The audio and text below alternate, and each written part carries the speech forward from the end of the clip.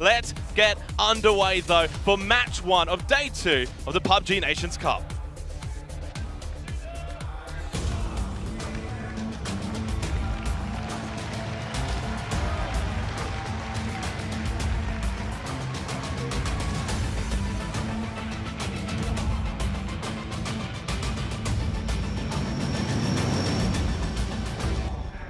I think the US could have had that. Haven getting knocked. It is what it is. Cleopatra's curse. You gotta kill the snakes before you can make the push, or something bites you and takes you down. All right, let's take a look at the moments coming in from this game as Brazil once again converting and once again having a good game on Miramar. They're seemingly always in these top moments. Staying 4 guys alive consecutively here. I love that. Also the way that they took the high ground, overlooked compound. Yeah. Inside on the side, still got 3 first days, but as you can see how it's junking through here, not gonna happen. He's gonna deny, go down. No, actually, peeked on. No, it doesn't matter. He will go down. Brazil now done with this fight, though, means that America really has to worry when making the push down the hillside, because they have nothing to worry about. They have the high ground, and they are sitting tight. We gotta keep in mind, though, as well, Xenox, Cloris, one of 2 Vietnamese players who were getting butchered by literally the entire server 15 minutes ago, has somehow snuck into the top 4. Yeah. USA, they had 16 points. They were in 10th place, now up to 25 points and into the top 8. This is a big game for them to sort of reignite their PUBG Nations Cup campaign. They're in an okay position, but obviously Brazil, they've got the God spot. They've got that compound. But the problem is if you sit in the compound, USA should be able to actually push up to them. So Brazil kind of need to play outside of it now. Yeah. Japan, in the meantime, when they had a chance to push up towards Brazil, when they were fighting Finland, they had a chance to push up towards USA. When they were fighting Korea, didn't opt to do either. And now they are banking very, very hard on this next circle to go south. Because if not, if they have to move, I'm afraid that's going to be them out of this one. And the question then sort of begs to be who gets those kills. I think it's probably the United States, on right? where the circle goes, Unless Brazil, obviously, start to really peek out and really get up into that top of the hill portion. Now that circle goes far north. Japan do not get their prayers answered. It also means the USA don't get a bit of an eastern shift either. They have to push into this and away from the terrain that they've got too. This is just surely Brazil's game. I'm loving that they're sending Haven down that hillside early. They did the same thing with him over towards Finland, establish a foothold, set up, like kind of create a contain. Say this is the line we're setting up. They can't move past this. USA peeks on over. Issue is they peek down into Japan. The remaining 3 Brazilian players are shooting at them in return. So America needing to make that move south, but Haven is already sat up there ready and waiting. Yeah, good point. USA, they just can't bother with Japan at all. They had to play now for their position moving forward. And yeah, Japan on the move. But really, where do they end up? There's Cloris, by the way, the solo for Vietnam. They go straight past. I love it. They're going so far north. Guys, stop. The Blues right there. This is so smart. They go, we cannot get out of there. If they start shooting us right now, wait, they're focusing each other. Let's make the play. Issue is too many angles. Too many angles. And Brazil back-to-back stolen by LFP1, and now they change their focus over to USA. They get the knock though onto VHZ, but he's still on top of that build of the terrain, right? So they'll get the easy revive through LFP1. Then Haven, Sparking, they can fire shots back over to the USA. Still make it difficult for them to push forward into the circle. And don't forget about Cloris. At some point, if the USA push past him, if they push past him, Toby, he could actually find a couple of kills and play spoil. Very dangerous player. 0 kills, might not look like it, but he is one to hit shots when need be. And believe me, if there's a time to hit your shots, that's if 4 US players make their way right past you, which, as you said, Xenox, could very, very well happen. Shrimsy, sitting tight. They are inside the next circle, so no reason to overextend before you're forced to. So Haven's pushed early. He's the star player right now for Brazil. Forget about Sparking. Haven has been fragging out, arguably averaging almost up there some of the best numbers at this tournament, and they're down onto Shrimsy as well. Further pain being added onto the side of the United States. 8 kills for Brazil, and they want more. Haven is playing solo contain right now. It's absolutely insane to watch. And it's only because he got down there early. It's only because he set up shop when he did before US were able to make a move that they're able to play the way that they are. He is off his teammates. They're all sitting up on the hilltop with him down below, and he's applying so much pressure, denying US a foothold at all into this one. Let's see where the next circle goes. I think they're just legitimately stuck. They just can't move. They can't. maybe they were sort of hoping that that next circle for Phase 8 goes really far north, even onto Luna there of Japan, forcing Brazil further down, but it just doesn't go that way. Sparking, VHC, LFP1, they still don't really have to move. They're still going to have that high ground, and the USA now need to move away from cover. USA desperately need a knock, and that might not even be enough. They need two. They need Haven down. They need to take him down. They need to force Brazil to consider going down the hill to get the rest, and they need to hit knock up the hillside too. They need in order to make it out of here alive. Pre-placed smokes that plume at the right time as they get a knock, then they can push forward into those smokes. It has to be perfect from the USA right now. 40% chance? I disagree. I think Brazil's got like an 80% chance to win this game right now. This has Brazil written all over. Then again, we have seen wins in situations that didn't look like they were going to be. These peak battles are still going on, but again, they need the knock, and they need it now. And yeah, look, they're getting damage, that's great, but obviously for the USA, they need that knock. Like you said, if they don't get it, they're not really going to be able to push forward. They do have a decent amount of smokes. We saw their inventory. I think one of their players had like 8 smokes alone, so they do have the smoke game available. They can play into that, but it's useless without the knocks. They're running into snake-infested territories, and now is when they commit to it. Brazil sending Sparking down as well, leaving it as a 2-2 smart decision-making. Having 2 up on the top. The smoke's being thrown as alerting everyone. Wait, there are still Japanese players down there somewhere. Might want to focus him too, but you can see nates are coming in now. That is going to be utility they would want for a final potential 4v4. And you can just see from that point of view there, the high ground, the advantage that Brazil have from this spot. They spot Luna as well, down to 14 health. VHC gets that kill, an even spread of kills for Brazil. Now they should be firmly turning their attention to the USA. Cloris, of course, still has not been spotted. He is still a solo player alive in this game. There is a world where Cloris wins this. They have no clue that he's there. They know that there's 9 alive. They know there's multiple teams, but they do not have the access to focus on him right now. There's a world in which the USA win this game by LFP1 and VHC going for a wrap down south, pushing out to the east, and basically running into the snake trap of Cloris. The snake could be the deciding factor. VHC, 2 big blue tags there. Not what you want to have happen, especially when you have opponents shooting at you, but does make its way down. They're moving. They're going. I think this could end up actually happening if Cloris gets up and starts moving. Now, of course, he needs to move pretty shortly into Phase 9. Haven, LFP1. Sharpshot gets close to them. He actually spots Haven, gets the down. USA advantage. They get the knock that they desperately needed. 1 player down, but Cloris, oh Cloris, when do you start shooting? They're all going to wrap north round. They know they got the knock up here. Cloris spots them all. Cloris sees and hears to make his way past. He's got a nade in hand. He's got a nade in hand. Watch out. Here he comes. Spots the first one. Takes down 1. Takes down 2. USA falling as Cloris continues. Takes down all of them. 1, 2, 3. Doesn't find the 4th, but the damage is done already. And Cloris gave this one on a silver platter to Brazil. Farm the kills before killing Sharpshot. They do it. Smart from Brazil, 13. They'll make it 14. Brazil make it 2 wins at the PUBG Nations Cup. Perfectly played by Brazil with a little bit of help from their Vietnamese friends. A little bit of help. Haven falls down. All right, game 2, Miramar, back to the desert we go. Can Brazil continue on? Over to the commentators. Only 1 point currently separating the top 2 teams. Of course, Finland and Brazil, 78, 77 respectively. Toby, as we head into our second match of the day. And the Dads did bring up with that Argentina push on Korea, and I think they needed to. Yeah, and obviously in this situation where I was seeing you in pain in the last game, but still, this is your home turf, boys. This is Argentina.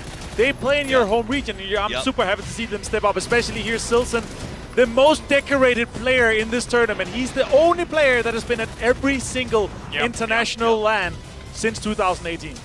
Let's take a look at the highlights here coming on in. I mean, he was absolutely phenomenal. We're going to see more of them as they did. Make some really good points. They got to a great spot. Here's China. Try and get in front of the Koreans. You've got Chinese Taipei as well, still with this kind of circle favoring them. 12 kills for China. Been a great game, but can they get anything more? The flash, I think it did land. Push out here. Luna now gets 2 members of Chinese Taipei, but they've still got China to deal with. Holly on the other side did get that knock onto the pushing Xiaopian. So they're holding 2 teams at bay. Luna doing it all himself. He does get knocked. Argentina with a random knock as well onto Polly. China's is gone, but Japan have been the beneficiaries. How do they stay alive through all of that fighting? Two teams at the same time, still managing to prevail, full on taking out China, almost Runa, 1v4 in all of Taipei. What a performance. People underestimate Japan. When they're thriving, when they're playing comfortable, they are terrifying to go up against. And a really good game here for day 2 of the PUBG Nations Cup. We've got some of the teams that were a little bit slow to get going on day 1. Japan, Argentina, Chinese Taipei.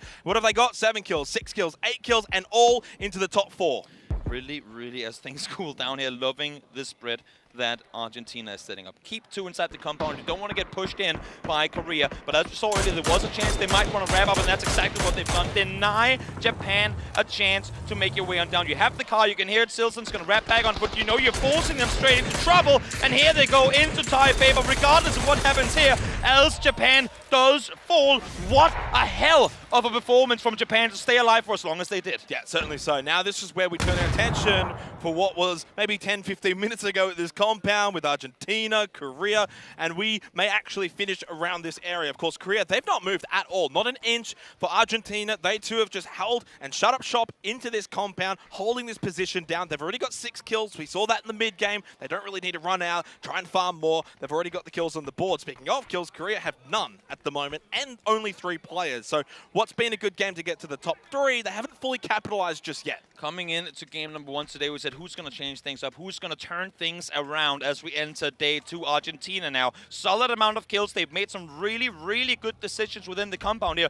Chinese Taipei as well, sitting on that hillside, clearing out the entirety of La Bandita by smart moving, now having 10 kills this game, and then China as well, stepping up. So many teams struggling on day 1, coming back here strong on day 2. Argentina and Chinese Taipei were both in the bottom 3 coming into this game, both out of the bottom 3 and getting close to that middle of the pack. They'll feel confident, of course, for the rest of the day today that they can perform at this event, that they can mix it with these top big nations. Very difficult names to land because of the slope of the terrain. It's just going to fly over Lash K, but they push with it. Sol, Lash K, watching. If they can get a quick double, it's going to make things difficult for Argentina to wrestle back momentum. This is such a hard place to fight over. You want to take out the team in the middle, but you can only do it with utility, because if you peek on over, Taipei is on the other side ready and waiting. Argentina know they cannot fully commit to it. They got to do it with utility issues. They aren't finding their damage, and now they are, though. Alir able to find Lash. Silson able to find Loki in the end there with the Molly as well. 9 kills for Argentina as 2 teams that you said far down the bottom of the leaderboard, and now showing off great performances. 9 kills for Argentina, 10 for Taipei as they go down in a 1v1 here. Yeah, but Silson's been knocked and he's on the outskirts as well of the compound. So right now, Chinese Taipei, not only have they got position, they've got high ground, they've probably got the better position for the circle. They've got Argentina trapped as well. Look at Fischer, that blue is going to force him away from the compound, straight into the sightlines of Chinese Taipei. They are very much firm favorites here for match 2 of day 2. I like to think the only way they win this is by taking down Xavier on the hillside. He's playing the flank, he's playing the top of the hill. If they can force a Taipei player back up to get the rest up to Xavier, that is a chance to make the aggressive play forward. Now, Alia did get a knock before, which allowed for him to go over and rest Silson. Absolutely huge. But 1 knock here for Argentina would allow them up the hillside and take that up-close fight. We've seen them. We've seen today how scary they've been up close. Not saying Taipei hasn't been, but Argentina, it seems to me, are feeling it right now. 1 knock, full commit push, and the game is theirs.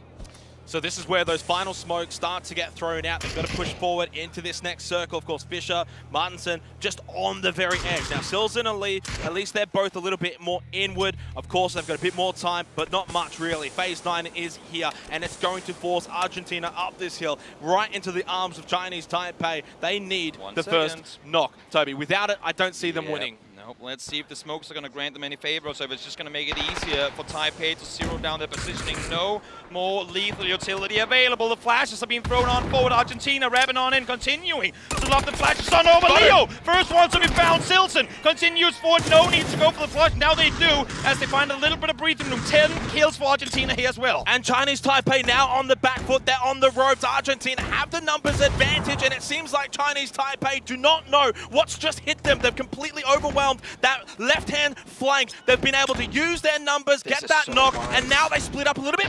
Rush gets the knock onto Ali. That's Xavier now with a high grab, but he gets shut down. Martinson with a big headshot sells it too. The young and old for Argentina, looking to find their first chicken dinner at the PUBG Nations Cup. They spotlight nearly. They get the win. What an absolute hell of a performance. Argentina having to fight out of the compound, having to take it to Korea, having to take it uphill to Taipei as well. Come out a bit too passive. Exactly. Let's wait no more. Let's hop back into it. Match number 3 of the day, Miramar. Here we go.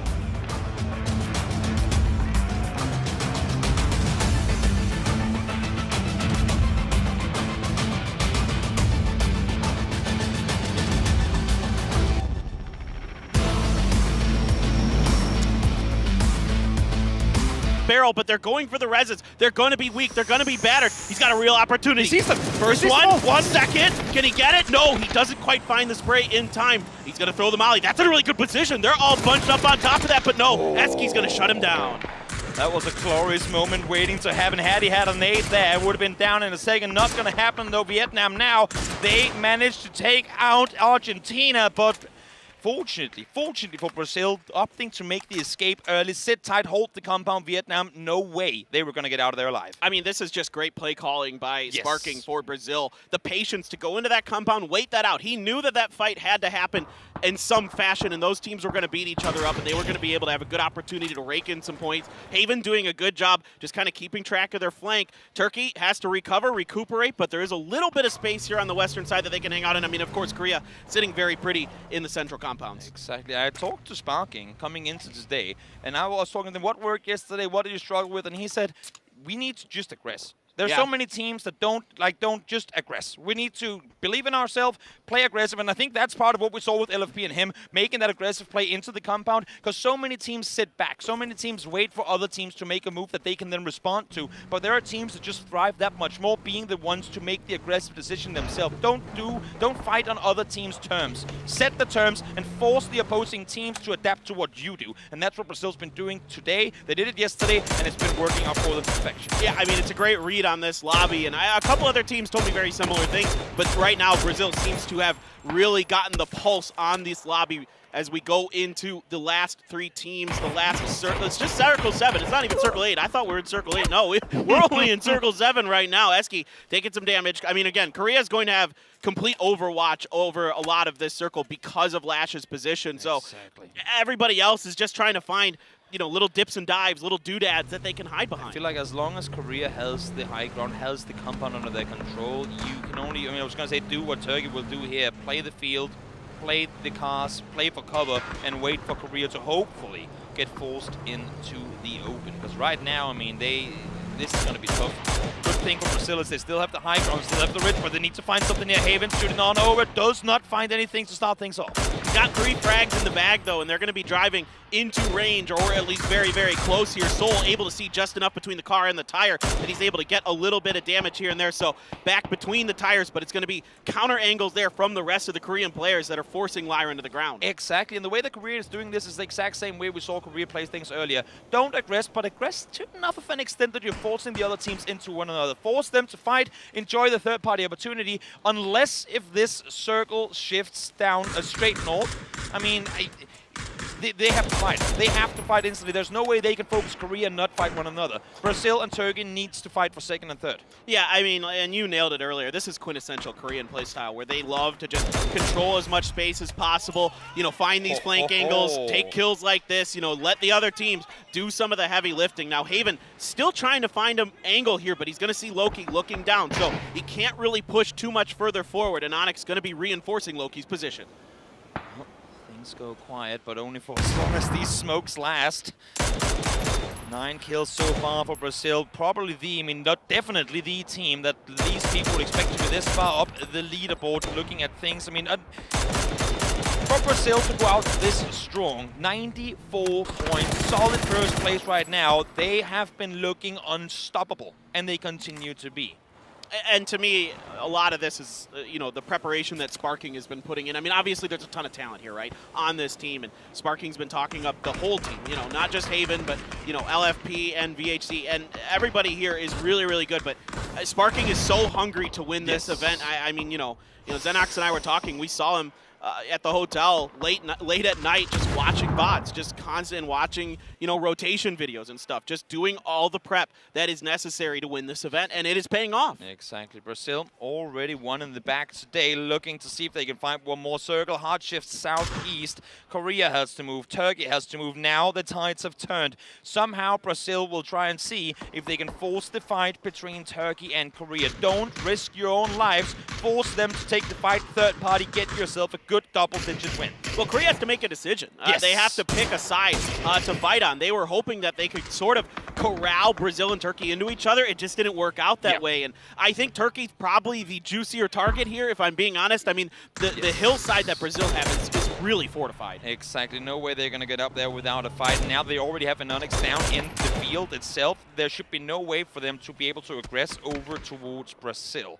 Having said that, we've seen Korea attempt some crazy plays before it might just work, and Onyx falls down. That is their field control taken. Here comes the car 3, and one jumps out early. Korea trying to make an aggressive dash for safety. They're going straight into LFP. LFP finds one, finds the second as well. He is already the top damage dealer, and Brazil takes out Korea. Yeah, Korea tried to fake an Onyx towards Turkey and then see if they could hit Brazil, catch them off guard a little bit. Did not work out at all. And now you have Brazil with 3 up versus Turkey with 3 up. This is about as even as it gets, but Haven gonna get the opening strike and gonna look to follow up with the grenade. Absolutely unstoppable. These Brazilian boys had something good for breakfast, and they're coming in full speed forward. Turkey not getting a foot to the ground. Sparking finds one more. Eski does manage to find one in return, but 1v2 situation here. Needs to pull the rabbit out of the hat in order to be able to bring this one home. Well, he's got an opportunity because Haven and LFP are pretty isolated. LFP's trying to go for the res onto Sparking, though. If Eski can get Haven here,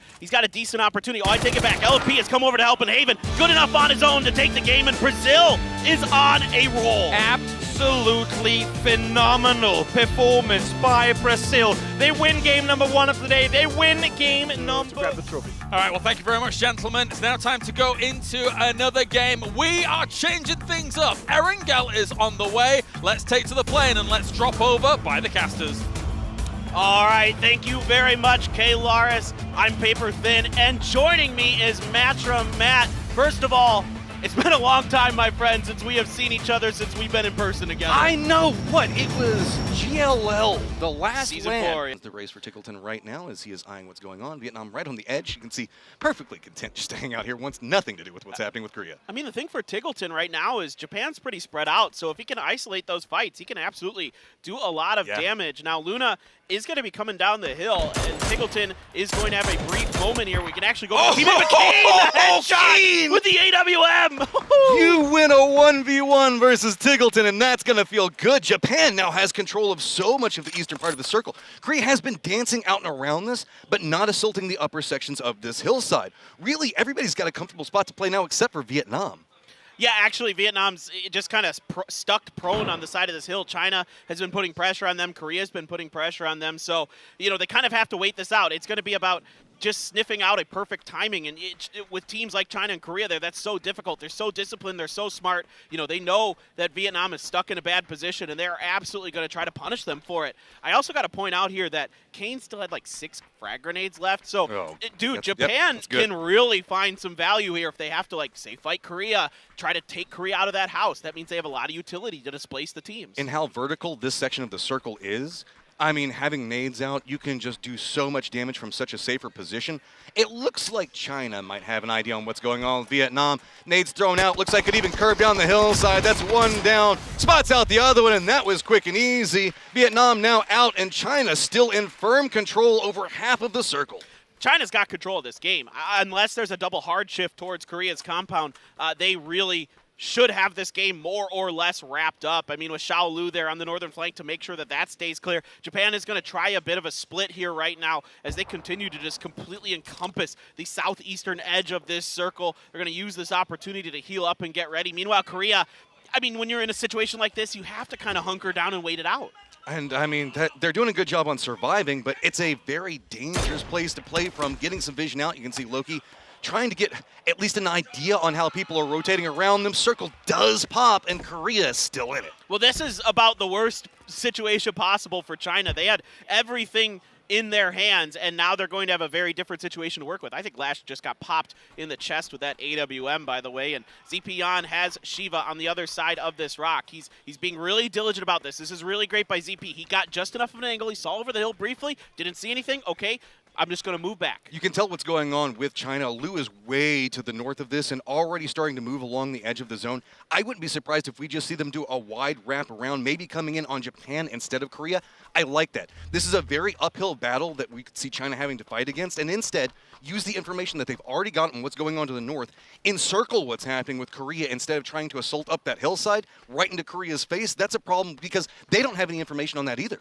Yeah, I really like what you're saying. I mean, for China, it's just going to be, trying to take as much space as you can on that northern side, hide from Korea, maybe let Japan do some of the heavy lifting, let Kane pop some more people with that AWM. He's already been pretty hot with it. If he can do some more damage to Korea, beat up those vests. You can see Lash K's vest broken, and I guarantee it was from that AWM shot that we heard ring out earlier. Now, it's just everybody I think has about enough space that they can kind of wait this out, Matt. Everybody's playing for Circle right now, and that's why we're not hyped, we're not screaming. Everybody's just trying to feel out what's going on. We are still in phase number 7, so we've got some time, and it's really about the information collection phase right now. You're trying to find out, okay, who's rotating where? We know how many people are up. Japan's Shiva takes some shots out, and just taking those shots reveals him, and China's also now going to know an idea on where Japan's forming up their defense. Yeah, exactly. And now they're going to have a pretty good idea of sort of the positioning that Korea's in. They're going to understand the angles that Japan can see down into those houses as well. So, Kane there going to go fishing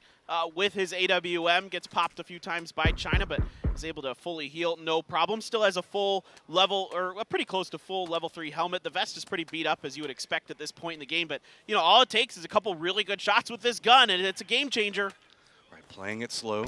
Kane's got himself a good angle, but man, it is a scary angle to go from Ixlift, trying to get some damage in, and it's really just shots across a wide open area. Korea hears everything that's going on, but nothing connecting to really make anybody want to make any movements. This is a very wide open terrain to try to push across. Goes for it, doesn't connect. Even if you see a knock, it is going to be so scary to cross this distance for it. Trying to see if maybe you can get some damage on it, get some knocks. Maybe that could provide something, but it is so hazardous to move through this circle. Oh, just a bit late on that follow-up shot, but China has to make a move. They have to rotate as the circle is just sort of centered up. Kane here trying to line up, trying to find the timing, trying to find the angle. Loki is going to be able to see a bit of Xiaolu there, so we have to keep our eyes on that one. Everything's moving north. Now Korea can start to see what's going on. These shots now starting to connect. Loki's got some vision on what's happening. See if maybe he can hit the backside of what trying to pull out, but not going to get enough, and it's really just a peak battle all across the circle.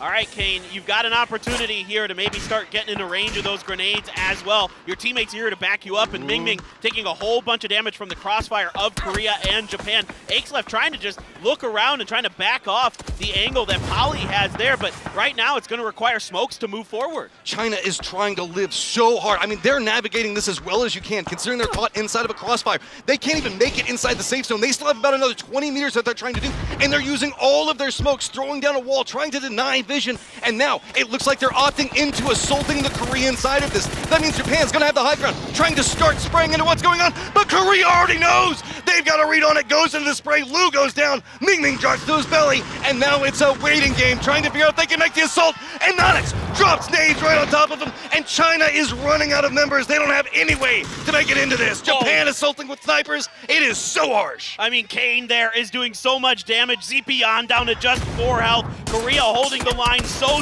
well. Kane getting rocked as he goes up the hill, barely able to get behind that rock, and now he's got more damage from Luna. ZP, he's stuck. Yeah, he's done. Nothing to do. Now Japan, very aware of where Korea is playing from, but Poly has made a sneaky little move very close. You can see Loki already aware of it. Circle is going to pop, and we're going to be moving into the center of everything, but guess what? Japan has a pretty decent inside track. I actually don't know. I think that Korea has a couple of terrain pieces that they can play to move forward, but it's going to be hard to jockey and see who has better center movement in this. And they know about Poly's position due to the fact that Poly was putting Crossfire down onto China. Yeah, he's just going to get instantly punished by Loki there as Loki trying to get out that door, but Kane, still plenty of bullets inside of that AWM. And look at this, Loki's almost out of 5-5. I mean, problems are starting to abound. Korea knows that they need to make their move. Those snipers lined up for Japan, you can see, still trying to find something out of this one. Korea not certain if there's anybody inside the smokes, and you have to play it safe as you're moving forward into this one. But that does mean more utility that is being lost. Japan up on the top of it, getting a read on how Korea is assaulting this. Are the shots going to connect? Can they make this work? You know Japan wants it so bad. Korea, though, wanting to climb up. They know the fact that they're starting to assault the top of the leaderboard, and this could be an opportunity for them. But it's all going to come down to these couple of shots between them. And Onyx finally starting to make the run out. Are we going to see the shots connected to it? And it does! Follow-up connection, and now Japan has all the authority inside this fight, and Japan takes the win. Unbelievable. A battle of the PWS there at the end, and Japan is going to find their first win of the event, Matt. Just so well held there. We got to get it in while we can, right? Moving into our last game of the day, plane path's going to be pretty clear for everybody. We're going to be up over the Milta area, ending up over Zarki. Circle. We can only hope. I know you and I are like, you know. Right? Oh, totally. And the good news is like the rest of the teams are stuck fighting each other inside the compound. So you kind of have a one-way battle against UK if it wasn't for Kickstart. You get him eliminated. CVHC can't peek over at all. Like you were talking about earlier, it's so challenging to get up and over that ledge with everybody aware of that position and knowing how dangerous it is to give him any opportunity to take shots. You got to give it to VHZ. This is now 2 times in a row. He has done a great job of surviving for Brazil in a desperate situation, and he's still going for peaks. It's not like he's just playing this passive. China now has spotted out Turkey, tries to get them dropped, but it's just a smidgen of damage. It's going to be Luke at range that hits him beyond. So now Australia is starting to take control over this area. UK lined up against them to the southeast of their point, but Australia is just looking to the north. Oh, VHC wanted to go for the finish onto China there, but couldn't quite connect on the follow-up shots. Now you've got Turkey wrapping around in front of him, and here goes VHC lighting up Australia there, doing some serious damage. Gets the shots in. Oh my God, he's got one. Can he get more? Goes for the jump down. This is going to hurt, but it doesn't matter. Does get him some cover from the wall, and now trying to assault what's going on around. Gets the read on it, but it's going to be Ming Ming that takes him down. Now we're in R4. Ming Ming and Turkey still alive on one side, but Australia lining in, and UK has the beat on the center point for this. 1v1 on the outside to see who can be maybe the X factor in this next fight. Yeah, how do you like trying to go up against one of the best players in the world? Keppa going to go down to Ming Ming. Ming Ming, the one-man army, but the volley's perfect. Oh, of all the ways for that to end, that's gonna hurt. Oh man, I thought Ming Ming might be on a tear there, but what a molly from Australia to finish the job. And now there's the AWM that's going to fall into the hands of Luke 12. But the full forces of the UK, man, this is going to take incredible shooting. That's not bad. On both sides of it, tapping into each other. Fex gets the better end of it, though. Now just one member up. Australia's Flood's got to try to do something. UK has been on a roll yesterday, and now finding their strength on Erangel yet again. Coming up alive, and they don't even care. They're charging across. This one, Flood does get one of them down, reveals his position. There you go. UK picks up another one. Yeah, UK here with a big finish to the day. They really were feeling the pressure as the day drove on, but they are able to get another one on Erangel. Seems to be their preferred map for this event. You can see Michael now. Figure out how to play the deserts. They're doing this off of half of the well, maps. We're not very good in the heat, I'll have you know. So.